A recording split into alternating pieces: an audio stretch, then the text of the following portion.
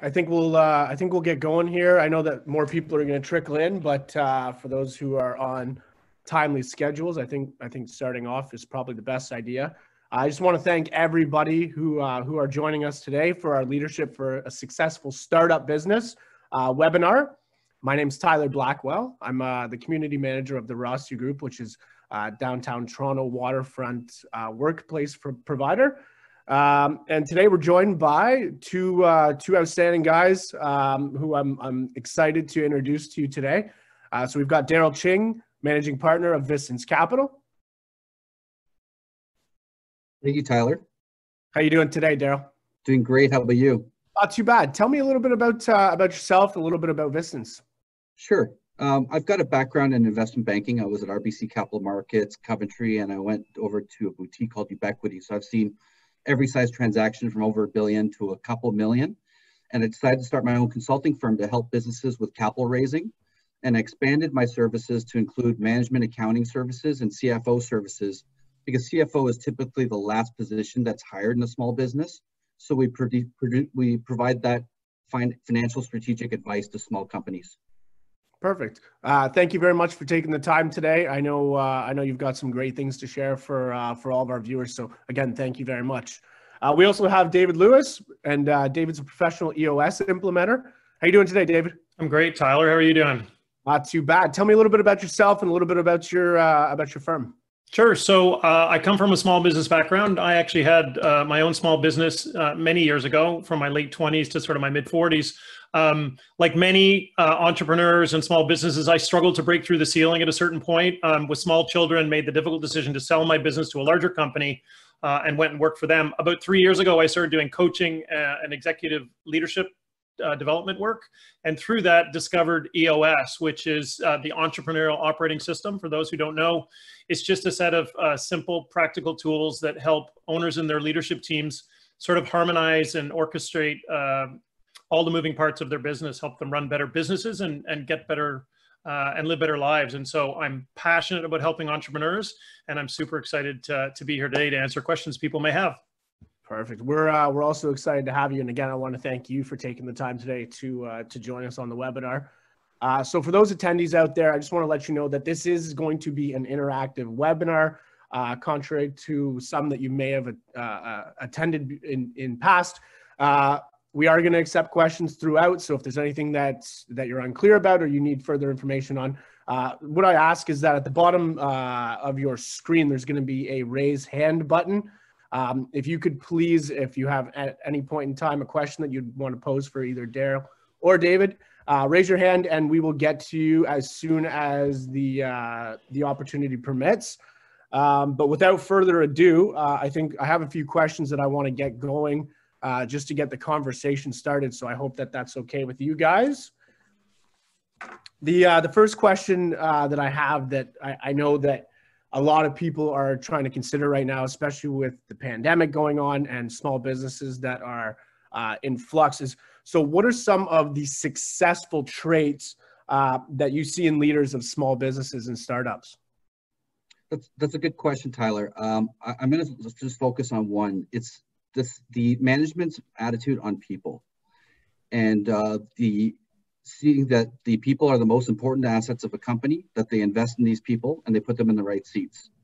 Far too often you see CEOs that view people as commodities. They hire entry-level people only. They reduce salaries as low as possible. And sometimes I see companies with only contractors, and that's not a sustainable business for me. I think anybody with a long-term strategy and a view that wants to build a successful company, they need to look at people that can rise to the occasion, can eventually become their future managers, their future executives, future CEOs, see that potential and acknowledge that these are the people that are going to run the company in the future. The other aspect that's important as well about why it's important to hire well and spend a lot of time in the hiring process is to bring in people with critical thinking. One quick example I have is when I sit with a CEO in an office for 2 hours, I see how many times they get interrupted for day-to-day questions. And if they're interrupted every 15 minutes, that to me tells me that they have people that are either not critical thinkers or not empowered to make decisions. And this is not a scalable strategy for a business. And so, my number one thought is people. David, do you have any further thoughts?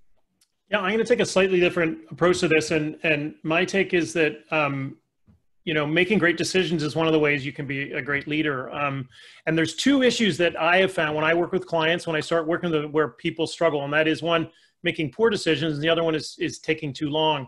And I just sort of have a few tips around how you as a small business owner can make better decisions.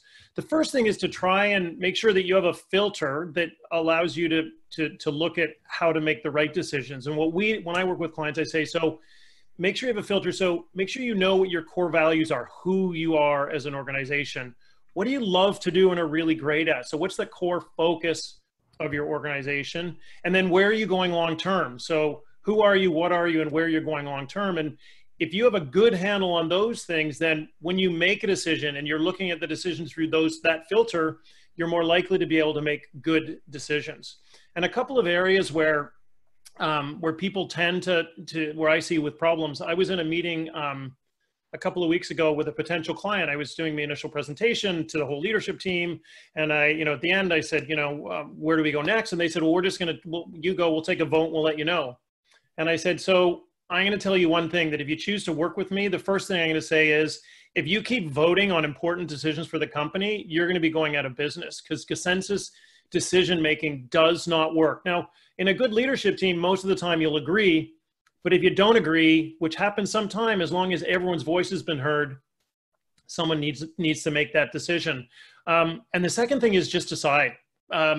If you're, and that's around taking so long. I work with a client, we solved an issue for them. They've been talking about it for a year. It's much more important that you decide than what you actually decide. So make a decision, and in a week, a month, or a quarter, if you need to tweak it, tweak the decision, but just decide. Perfect. Now, I know you kind of just touched on it and taking the equal good with the bad. David, in your experience working with small businesses and entrepreneurs, what are some of the negative traits that you're beginning to see, or that you've seen throughout your career in leadership teams, and some of the missteps that some of these individuals or these conglomerate of people are taking? So I want to really focus on one thing that Daryl talked about before, about the people pouring into the owner's office and needing help on this. And that is, we have an expression in the US, it's called letting go of the vine. It just means that if you want to be involved in every single decision in your organization, totally fine. Knock yourself out. That's great. But you're going to run out of time and hours in the day. So if you truly want to be able to scale your company, if you really want to be able to grow, you have to create a team where, you're delegating things. You have to let people do some of those things for you if you're really going to excel. The other little tip I have, and it's sort of around what Daryl said, which was around people. It's just a little nugget, which is it's a truism, and you've probably heard it before, but great leaders criticize in private and praise in public. That's a good one. And Daryl, I posed a question to you as well. Some of the negative experiences and the negative traits that you've come across working with small business owners and leadership groups. Sure. More often than not, the biggest problem that I see are companies that want to grow too quickly. And, I take the situation where you've built a successful business, you've got a core business that's operating quite well, but, a lot of entrepreneurs, they get bored with what they're currently doing. They want new revenue streams. They want to launch new products. And I'll link it to the HR aspect of putting people in the wrong seats, but I'll paint a scenario for you. A CEO walks into an office one day and says, I've got a great new idea. We're going to launch a new product, pulls two of the top performers, pulls them aside and says, I want you to start spending 50% of your time on this new project. And as a CFO, I talked to the CEO and he says, well, I'm launching a new product with minimal spend. I'm using my existing staff, so all good. And, there's a few problems with that. The first thing is, someone who is good in a core function for an established business is not necessarily the best person to launch a new venture. There's a lot of aspects to project management with respect to budgeting and creating a vision and managing people and managing a process that may be quite different. And so, in the situation I've seen, and it's happened more than once, it's a self-fulfilling prophecy. You have more than one person, so each person doesn't know who's actually in charge. because the CEO asked them to do it, it's more exciting. They start spending their time on this project. They don't execute well because they don't have project management experience.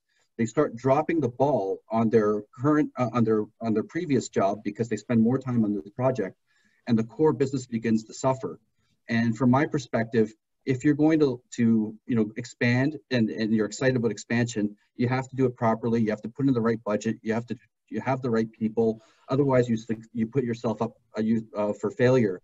And also you put these individuals that were performing very, very well up for failure, and it leads to a lack of motivation. So it really is an aspect of knowing the strengths of your people and putting people in the right seats, and not assuming because they're good at one thing, they're necessarily going to be great at another thing. Right. That makes absolute sense. Can I tag on a tiny bit to what Daryl just said? We have an expression that we say, and I love in the middle when he said, when there's more than one person accountable, it's going. So we have a saying where it's like, when two people are accountable, no one's accountable. That leads to lots of finger pointing. So I just want to really hone in on that to say it's really important when you're doing something like that, make sure that it doesn't mean that one person has to do all the work. It just means that one person is the one who's ultimately accountable for calling the meetings, driving the results, getting it to the finish line. So how can an employee or somebody working at one of these companies, a lot of the times approaching your boss or your ownership group, your leadership group, can be quite tough, especially if you begin to see negative traits that are actually being put forward. Is there any suggestion for the workforce of these companies as to how they may be able to approach that if they do see some way of improvement? Yeah, I think one of the biggest factors for any employee to leave a company is poor leadership, and even worse, probably a poor boss, a direct report. If those situations occur and they're not changeable, in my opinion, it's time to leave. Just because there's not going to be a fit and it's going to end up in a failure. So from my perspective as an employee, especially in a small business, you have a little bit more say than if you were in a large organization, than if you were in a Fortune 100 company. So it's probably a little bit easier to approach leadership. But my approach typically is to make sure that you formulate your message in a clear and concise way, cite specific examples of things that you see that are wrong, schedule a meeting with leadership privately, have that conversation and say, this is a grave concern to me. And as an employee, this is what I see, being on the ground and seeing everything on the front line. And these are some of the changes that I would really like to see moving forward, and see if the leadership actually makes these changes and takes them into account. If you've got leadership team that won't listen, then there's probably not a fit. And if there's a leadership team that actually listens, you may be able to enact change yourself as an employee. And these are great skills to have to build towards management as well. And this is one of the advantages of being in a small business, that you have the ability to have much greater influence on the success of a company than if you were working in a large business. David, anything to add to that? Yeah, I just want to say that also comes from the top, So, when I work with customers, one of the things we really drill into them, at every meeting is creating a culture of openness and honesty. And that means that sort of shows up in a couple of ways. It means when there's a problem, anyone is comfortable sticking up their hand and saying there's an issue here, and no one's worried that the messenger is going to get shot for something that may or may not be within their control. But it's really creating that a transparency in the organization. So there's nothing hidden, there are no secrets. And that really has to start from the top. It's, it sort of goes back to what I said before about delegating from the top. If the leadership team and ultimately the leader is not working diligently to create a culture of openness where people are willing to listen to what other people say and not make up their mind until they've heard what everyone said, and to be honest, which is, I've got something on my mind, putting it on the table, then it becomes very difficult. So, for those that are on the call that are the leaders, that's on you to create that culture in your organization if you want people to truly succeed. Which ultimately will lead to you succeeding. Going back to what Daryl said at the beginning, it's all about people. If you don't have great people, you're not going to succeed. And that's one of the ways you can help them succeed. And in both of your experience, are you seeing a common trend that leads towards that more transparent, open line of communication between employee and between leadership? Or is it varying? 100%. I mean, you really only have to look at the popularity of the work of someone like Brene Brown and Dare to Lead around finally, recognizing that leadership is not about being stoic and hard and strong and all of that, true leadership, that before you can develop trust, you need to show vulnerability. Vulnerability doesn't come because of trust. Trust comes as a result of vulnerability. So as a leader, it's being willing to be vulnerable with your team. And so, yes, it's much more in the, being talked about and sort of out there now than it has been ever. I'm seeing more mixed results, and I'll go back to my first example of the CEO who views people as a commodity and only hires contractors, hires entry-level people only. Those types of CEOs don't really care about the opinion of their people. And there are leaders out there that have really worked autonomously and carry that culture throughout as they work. And there's also inspirational leaders that, see a good idea can come from anywhere, especially people on the front line that work with customers, that work with salespeople, that work with vendors. They sometimes have a better vantage point than the CEOs do. And some CEOs recognize that and see a good idea can come from anywhere. And I've seen both, Tyler. I think from that respect, I've seen the CEOs that are more open to suggestions, and I've seen CEOs that are not. And do you find that there's a correlating success rate between those who are open and those who are not? I do, and I think that the CEOs that really work autonomously kind of hit a wall, and so you'll see that they will grow their business to about 2 or 3 million of revenue and just be stuck in neutral, and then they get complain when they say, like, why can't my employees add more value? Why don't my employees step up? And a lot of times it's because of the culture you created. It's because you haven't empowered people. You haven't put in processes to take that step of transition from going from a small company to a mid-sized company. Because the skill set of running a company with 3 people is vastly different from a company with 10 people, with 20 people, with 50 people. And a solid CEO should either know how to move forward and make those transitions, right, or recognize that they have outgrown themselves and they need to bring in somebody with a different skill set to take them to that next level. And I think that's very important for a leader to recognize. Absolutely. Absolutely. One of the things that I say with clients is, as a leader, it's like, you created a ton of great things in this company, like all this great stuff. You also created a lot of problems. Like, it's both. You did great things and you did the things that aren't working so well. You created both of those things. So it's, take responsibility for the good and the bad and work to keep the good going and figure out how you're going to fix the bad. Absolutely. Tough pill to swallow, though, when you have to admit that you've done some really great things and equally poor things. But I mean, I guess as human beings, we experience those types of things every day. So business certainly isn't any exception to the rule. Gentlemen, I would just say one thing about that, and that is to say that the people that will succeed, the companies that will succeed, for the most part, I mean, some people might all be very happy running a $2 million business and that's totally fine. You might have a great company and you make all the decisions and that's what you want. The difference is, if you want to scale, the people that will have success in scaling are the people that are willing to see their blind spots, to see their weaknesses, acknowledge them, and ask for help. Right. Okay, so what I want to do, guys, we've had a few attendees join throughout the first portion of the webinar here. So I just want to kind of go back over. This is an open style webinar where we are encouraging communication between our attendees and our panelists. If anybody has any questions, comments, anything that they want to address with either Daryl or David, feel free to use the raised hand capability, which is at the bottom middle of your Zoom platform. If anybody does have a question, we will be quick to acknowledge it and at an open time period, allow you to address that question or concern.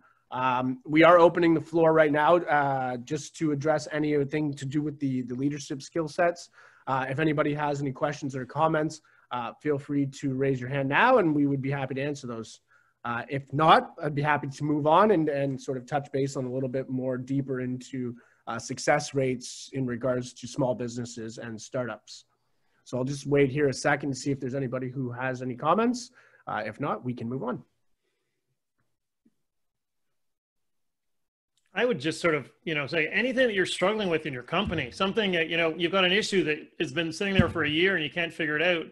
Daryl and I have lots of experience, and we don't know enough about, don't necessarily know your business, but we know enough to ask you the kind of questions that may be helpful for you. And I also just want to point out, if anybody has questions, are reluctant to pose them during the webinar here, there will be an opportunity either after the Zoom call, and in addition to that, we will be sending out an email with both Daryl and David's contact information. If you'd want to reach out to them in a more private setting, you will have that opportunity as well.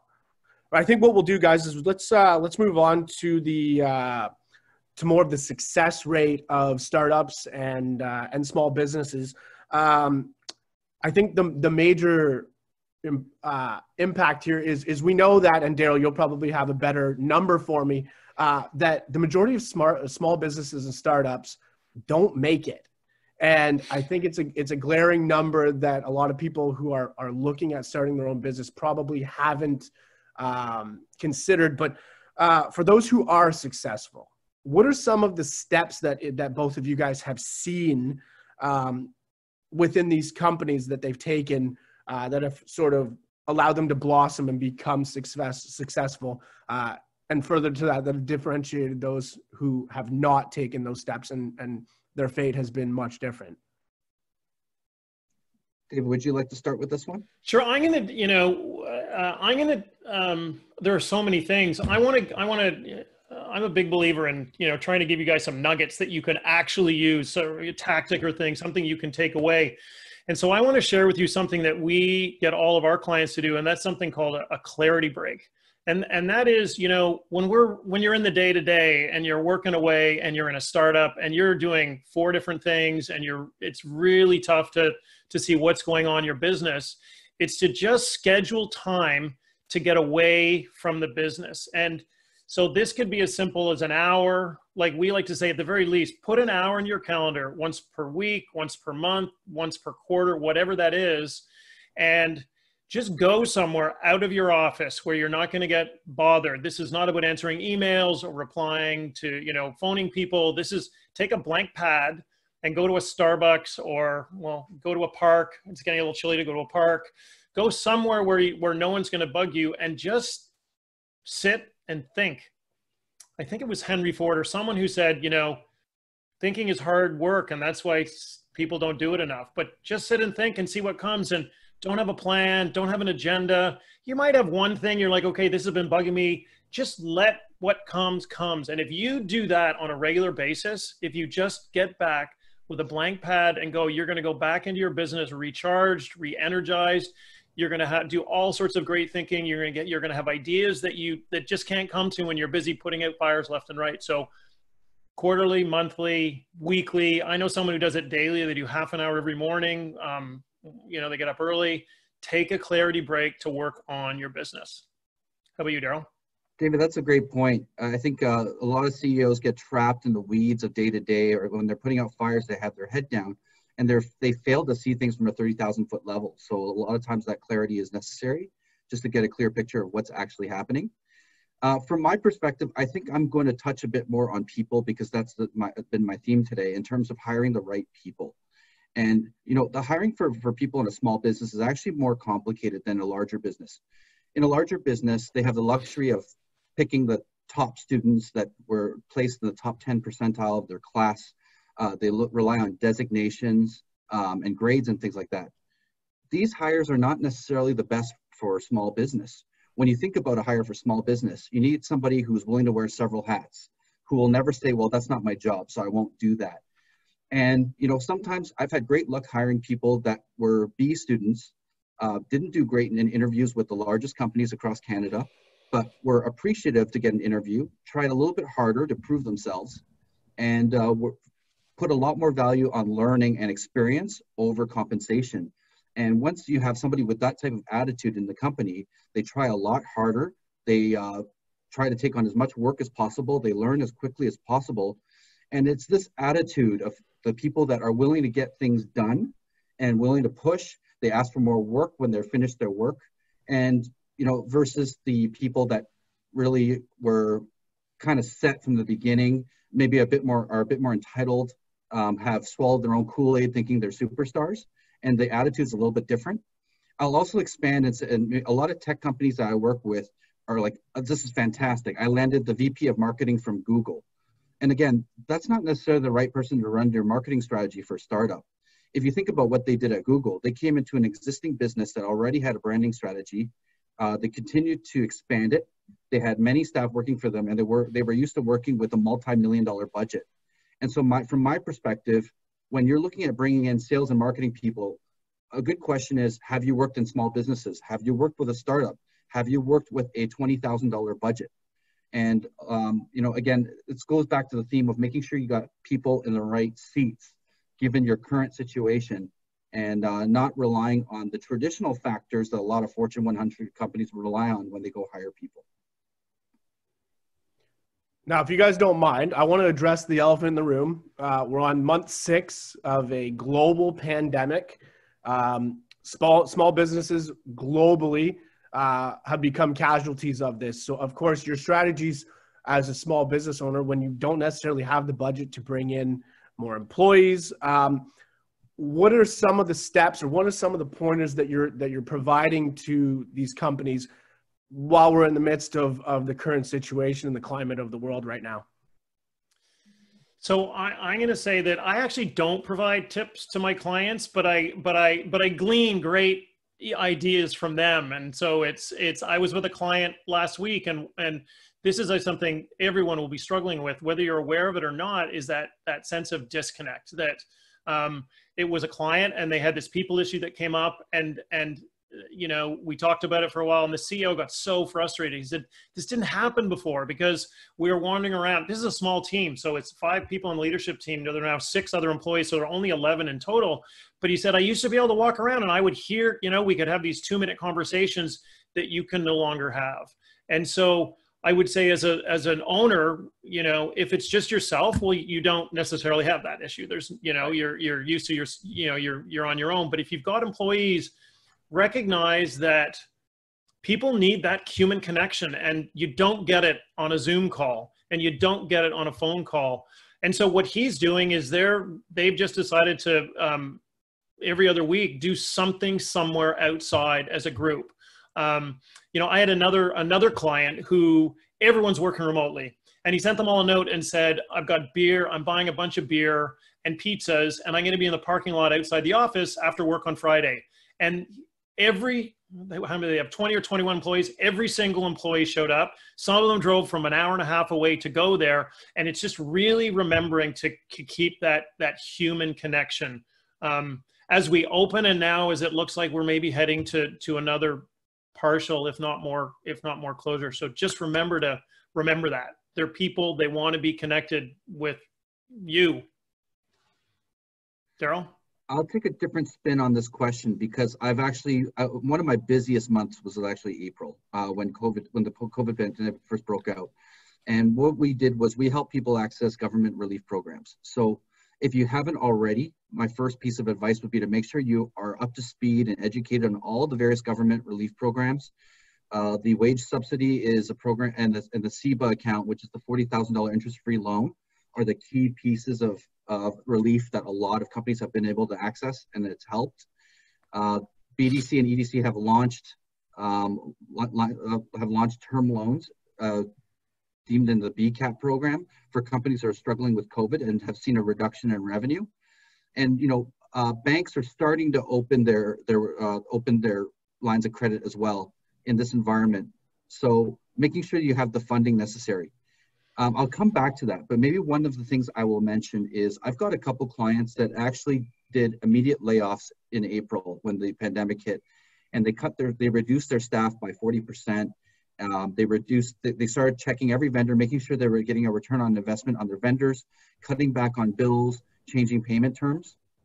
Well, what's happened actually for a couple of these companies is that revenues come back, and they realize that they don't need to hire all these people back, and they don't need to pile on these expenses. And they had neglected their expenses. They hadn't looked to see they were getting a proper return on investment with their vendors. And now they're like, you know what, my revenue's back up almost to the same level it was pre-pandemic, but my costs are down 30%. I am far more profitable now than I was before. And this has actually given a lot of companies the opportunity to cut the costs, review the whole org structure, and see if they were lean, if they were set up efficiently. Right. And so there's been some advantages coming out of it. The last thing I will say is on the funding side. And, you know, the VC and angel markets have opened up again when it comes to capital raising. And they're actually rewarding businesses that have successfully pivoted through COVID. So if you think about what's happened through this pandemic, this is the greatest test that any small business has gone through since 2008, and arguably harder than 2008 because of the lockdowns. And so any company that has successfully pivoted the strategy, figured out a new revenue stream, cut costs, and managed to squeak out a profit in the last few months is impressive for investors. And investors are actually rewarding these companies with investments if they can prove that they've successfully made it through COVID. Right. I'll say maybe one more thing. I know this answer is a little bit long-winded, but I'll give one more response because I've been dealing with a lot of COVID issues. Is a lot of companies saying, you know what, I called my bank and they declined me on a line of credit. They said they want to see how COVID shakes out and they'll give me a loan afterwards. And I said, well, how did you approach the bank? Well, I called them and I said, can I get a loan? How much can I get? And what do you need to see? And so I said, okay, let's take a different approach. Write a business plan, put together a 18-month financial projection showing the slowdown in COVID and the uptick, and write a small piece about how COVID has impacted your business, what you've done to adjust, what revenues you have discovered in the process, and what you see recovery looking like in the future. Go to your bank and say, here's my plan, here's my COVID write-up, here's my financial projections. I need $100,000 to get me through COVID. This is going to get me through this period from A to Z, and then I'm going to be in recovery mode, and this is exactly what I need. If you go to your bank with a with a solid plan where you look like you have all the materials prepared and you show up confident, your probability of getting a loan from a bank goes up tenfold. And it really is your approach, your strategy, your confidence, and looking prepared. And I've advised clients on this approach for any capital raising is never just phone up an investor and say, hey, would you like to give me an investment and what do you need to see? The approach is very, very important during this environment and putting you ahead and putting you ahead of all the other people that are competing for financing as well. And Daryl, is Vistant still focusing on providing these services, assisting with businesses who are trying to navigate through the financial assistance that the government's providing just as a result of COVID? Well, admittedly, the government financing requests have gone down because most of the people that wanted to access it were pushing for it in April and May. So in April and May, we were receiving 5 calls a day from people asking how to access these programs. And so now I feel like I'm venturing back to my traditional capital raise of people saying, how do I raise money through angel networks? How do I raise money through venture capital firms? How do I raise money through private equity? How do I get loans from my bank?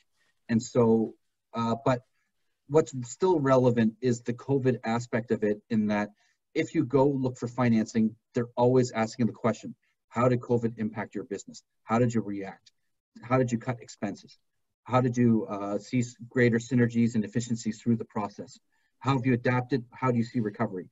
And you have to be able to answer that question on the tip of your tongue as soon as you open a dialogue with any financer.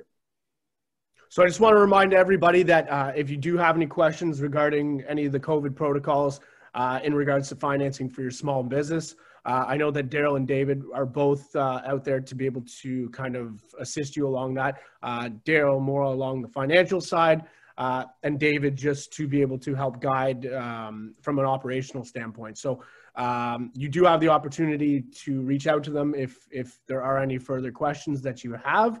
I know that the government programs are confusing to begin with, which is half the battle of navigating through them. But for now, I think that what we'll do is we'll move toward more of a staffing approach to the success of these small businesses. I think what I want to touch on right now is more so how are these businesses creating strong leadership teams? I know that we've touched on what makes a strong leadership team, but actually coming up and compiling and putting together your leadership team. David, if you want to touch on a little bit more about how you can create that strong leadership team, I'm sure that the attendees and our viewers may see some strong benefit to hearing about that. That's kind of the core of, it's probably one of the most powerful things that I do when I work with clients. So here's what I'll just tell you really quick what we do.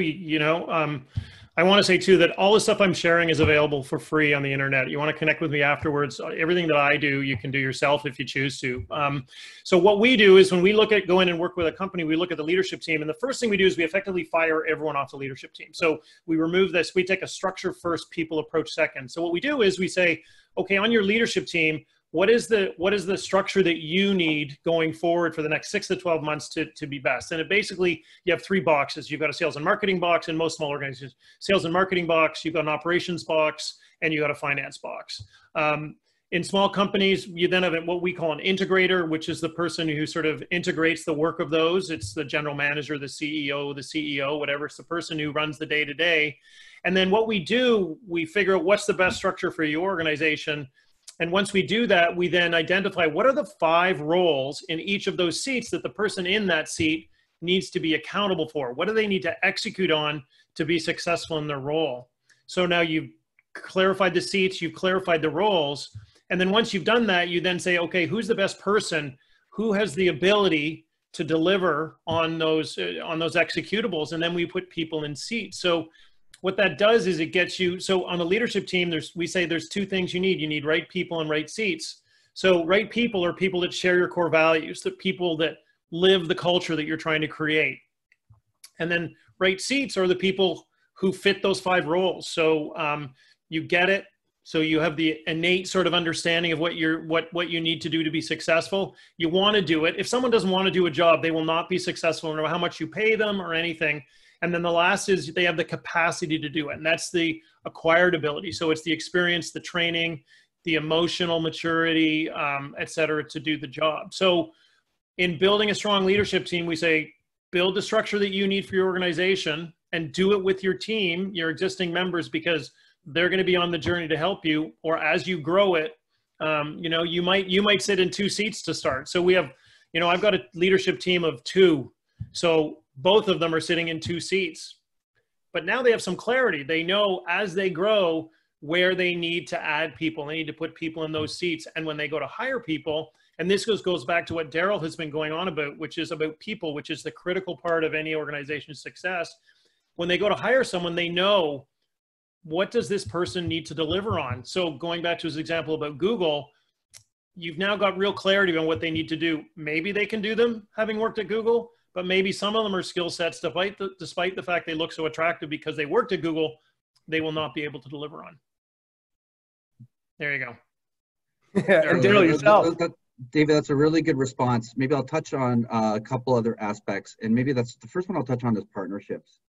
A lot of startups start with 2 or 3 people getting together and wanting to start a business. And, what I see, I think this is the negative factor, is sometimes you've got 2 or 3 people in business school that get together and then they decide that they want to start a business. And if you look at that group, that leadership group, you've got 3 people with business degrees. They're visionaries. They all come from a sales and marketing background and they all reinforce each other. And that to me is not a strong partnership. And so David's view of firing everybody, setting up the roles and putting people in the seats is actually very important, because well, I'm really good friends with these 2 people, so I should start a business with them. It's the wrong approach. It's really, what do I need? Okay, if I know that I am a type A, aggressive, leave no stone unturned, chase shiny object CEO, then I want somebody to balance me. So I want a partner who's actually going to say, whoa, let's hold back. Let's do a little bit of analytical thinking and challenge me a little bit before I go run off and get on a flight to Dubai because I got a phone call from somebody.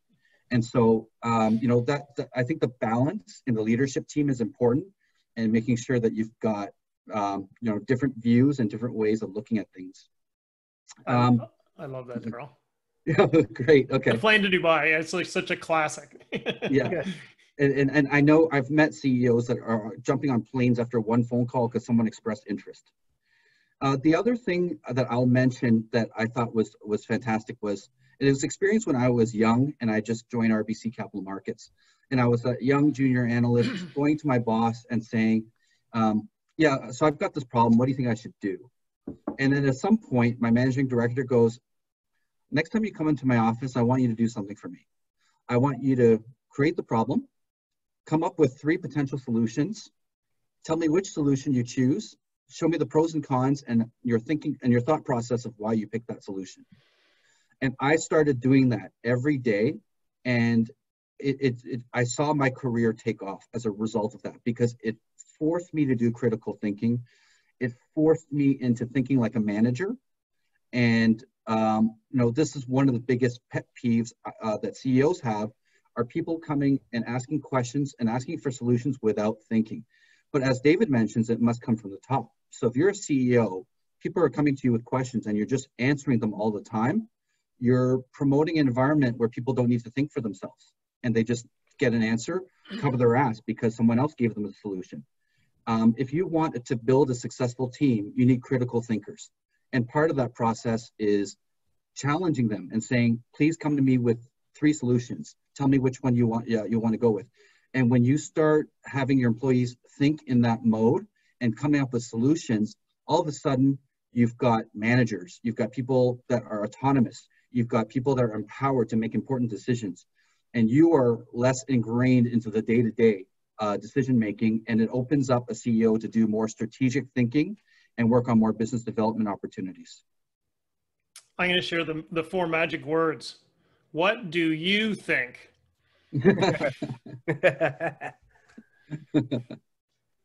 Well, Daryl, you kind of ventured into my next question. So I'm glad that you did touch on the leadership, and then as well as how you as an employee can start to add value to that leadership team. And I think my next question was going to be in regards to accountability and how you can create accountability within your employee base to make them feel not only important and invested, but on the same token that when they do make critical decisions, that they've done enough research to stand by those decisions. David, I think I'll pose to you then, quite simply, how do you make your employees more accountable? I have some ideas. Daryl, do you want to have a stab at this first? I've got some, or do you want me to go? Oh, I think mine might be shorter. Okay. So what I'll say is that my take is that you can't make people accountable. That for me, accountability is a byproduct of strong leadership and strong management. And I'll kind of break those down separately just to be clear. So leadership is about the on the business stuff. So that's, do you have a clear vision as an organization? Are you giving your employees the tools to do their job? Are you delegating and elevating? Are you taking clarity breaks to really get focused on the business? Management is about in the business. And so that's the day-to-day stuff. So it's, are you communicating effectively with your employees? Do you have a meeting pulse, a regular meeting pulse with your employees so that you're always able to make sure we call connecting the circles. So, there's 3-way circles they can be. They can be totally separate, which is not great. You don't know what's going on. You can be smothering your employee, your circle's right on top of theirs, or you can meeting enough just so your circles are connected. So you're each working independently, but you know what each other's doing. So those meeting pulse. So when I work with clients, I say, you can't make them accountable, but if you do these things, accountability will be a byproduct of effective leadership and effective management of your teams. No, that's a good point, David. I think, I'm not sure I'm in the camp of you can't make them accountable, but I think there are things you can do to promote the likelihood that they are going to achieve the goals that you have set out for them. The first one is the compensation structure. I personally like there to be upside in every compensation structure for every employee, whether it's bonus, whether it's equity.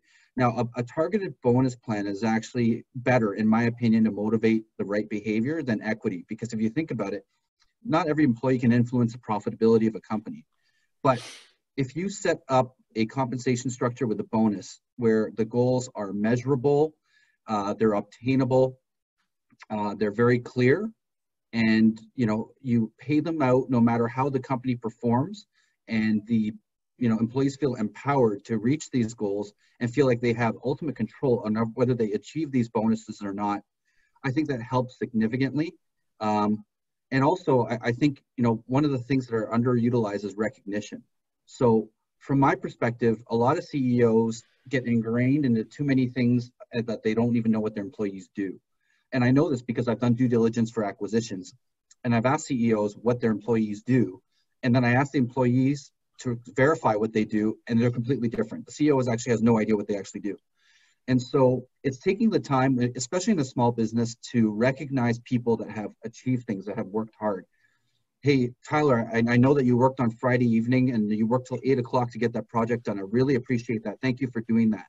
And sometimes that little recognition is more important than the compensation itself, in that they feel appreciated for what they're doing. And also it works both ways. I think constant feedback on performance is vital. So praising and public recognition, as David said, but also letting employees know when they have underachieved. But pulling them aside, putting them in a room and say, listen, you're doing a great job on these things, but I do have a concern about how you're operating with this particular project. I think there was a lack of attention to detail here. These are things that you should have caught, but great job otherwise, but let's see some improvement in these aspects of your performance. And I think the worst thing that can happen is to get no feedback, and then at the end of the year be told, oh, you did a poor job all year and no bonus, no raise. And it shocks the employee. I think they need that ongoing feedback. You need to give it as soon as it happens. And you need to do periodic reviews and performance reviews so that they are on track. They're getting their constant feedback on how they can improve.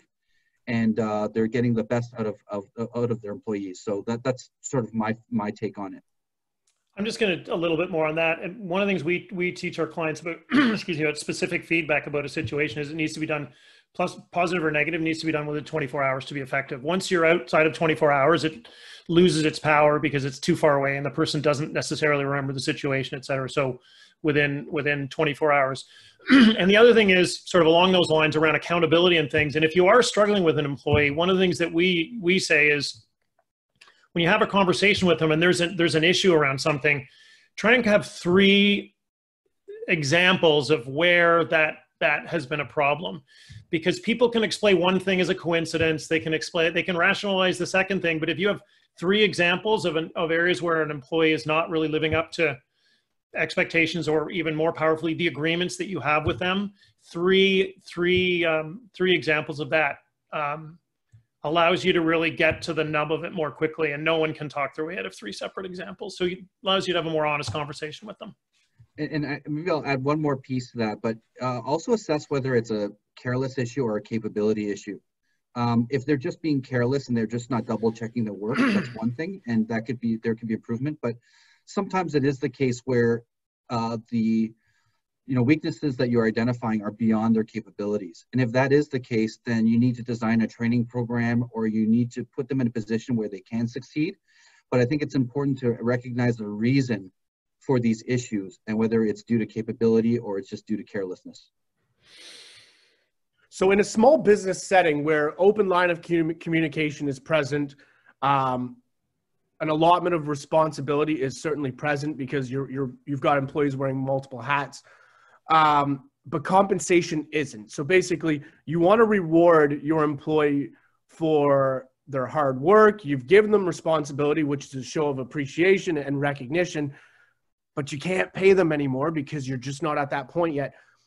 What are some tactics that owners can use to show that type of appreciation outside of saying good job, which certainly is a positive factor in that person continuing to strive for more? But what are some tactics that small business owners can use to show that appreciation or that gratitude to an employee who has done well, outside of being able to compensate them through a raise in salary, a bonus structure, or equity?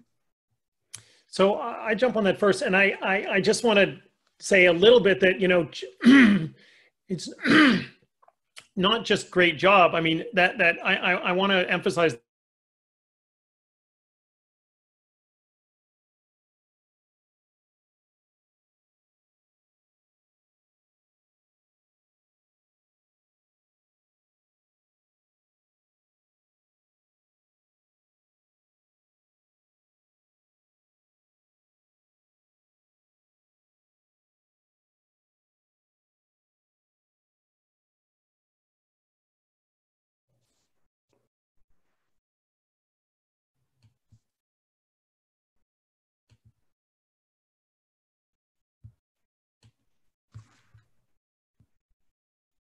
Sorry, cut out there for a bit. Sorry, I dropped off there. My apologies. Well, I think I did too. Actually, I'm trying to figure out as to why. Did we lose everybody? No, there's people still there. Well, some. I think people have come back in. I see. Interesting. Yeah, Yeah. It was as though the whole Zoom platform just. Oh, I thought it was me. So. I thought it was it's all me about me, right? Yeah. I thought it was me because both of you froze. And yeah, I was had like, the same. oh. I think we all had the same issue. So there's some people still there. Let's just keep going. Yeah, feel free. Yep. So I don't know where it left, but I just said basically people. I don't want to minimize the impact. You know, yes, you're right. You know, sometimes people would like to be able to pay more money, but if you are able to include people in your vision. So yes, you might not be able to pay them more, but if they know what the plan is, so that means being transparent. And with my clients, they share everything with their clients. So the person making $16 an hour on the line knows what the revenue goal is for the quarter, what the profitability goal is for the quarter, and that sort of stuff. So if you're transparent, if people know what the plan is and they buy into the plan for periods of time, and I'm not saying it will go on forever, but for periods of time, it would allow you to keep people on that at perhaps below market or at market rates when the company that isn't being transparent wouldn't be able to hold on to them because you're just paying me low, you're just paying me, a crappy wage. Why would I stick around? Right. And Daryl, yourself? Yeah, I'm going to actually take a page from large business here because they do some things well. And I did learn some things from large business. So I'm not going to crap on them all the time. But at a firm, a mid-sized firm, Coventry, we use corporate credit cards. So we racked up a lot of rewards. And then the CEO would use those rewards to buy gifts, whether it's movie tickets and gift cards and things like that. And we had a monthly town hall meeting and we would recognize people for work through a nomination process. And it would actually have them come down and receive the gifts in front of the entire staff. And people felt very special about it. ING had something called the Count on Me reward. And it was when someone went above and beyond and helped you with a task and did something for you. And it was through a secret nomination ballot process where people would drop in nominations. And they would present it actually at their annual dinners and with the large group, and they go up and they get trophies and rewards if they racked up enough Count on Me nominations. So I think there's a lot of creativity in terms of innovation, in terms of recognition that you can do. If compensation is a factor and you're not able to provide the compensation necessary. The only thing that I would say about compensation is that, and I've seen this done before in good companies, when companies fell behind and they were unable to pay out bonuses, sometimes the executive team would be asked to take cuts so that the junior people could receive their bonuses. If you think of it in the grand scheme of things, a bonus is much smaller for a junior employee, but it's so much more meaningful. Right. And the worst thing that can happen is I met all my goals, I did everything successfully, but because the company didn't perform well, possibly because of poor decisions made by leadership, I didn't get my bonus. And so my perspective is do everything possible to make sure your junior employees get their bonuses. And even if it means making cuts to salaries among the top executive management level, or the CEO foregoing their salary themselves, just because it's that important. Once employees start to feel like, well, it doesn't matter what I do, I'm not going to get compensated for reasons out of my control, there goes your motivation. There goes them looking for jobs, sending out resumes during work hours. It's going to happen. And I think it's very important to retain key people that have potential, because once you lose them and you start having turnover, the churn rate is costly. You start from scratch with every new employee you hire. They spend months just getting up to speed on the company, on protocols, on who to talk to. And it's a large waste in time and money as a result. Listen, guys, I first and foremost, I want to thank you guys both for joining us today. We are close to that 1 hour mark, which we had hoped that we were going to be at. So before we go, I just want to open the floor again. If any of our attendees have any questions that they want to pose to either Daryl.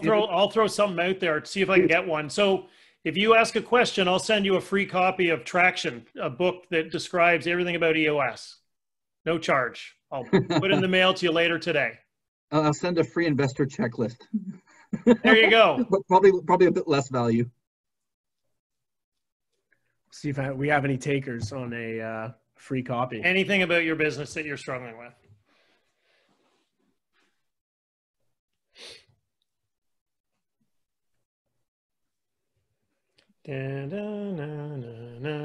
Quiet group this morning. Nobody's had the coffee yet. Okay, so I'll just, as a way of sort of bringing it to a close, I just want to let everyone know, say thank you. I'm going to make sure that, I didn't tell you this, Tyler, but in the note, I'll make sure that there's a link to the site of EOS Worldwide, which is the company that I represent, and where you can go and download all the tools of EOS for free. You got to put in your email, and then you can get all the tools for free there. So I'll make sure that you have that. So if there's anything about EOS that you're curious about, reach out to me, and we'll make sure that link is there for you to go and get the tools. Perfect. And yourself, Daryl, where can our attendees find you? Yeah, so you can go to www.distancecapital.com. So it's basically the word distance, but with a V instead. I think there's going to be an email circulated with my contact information.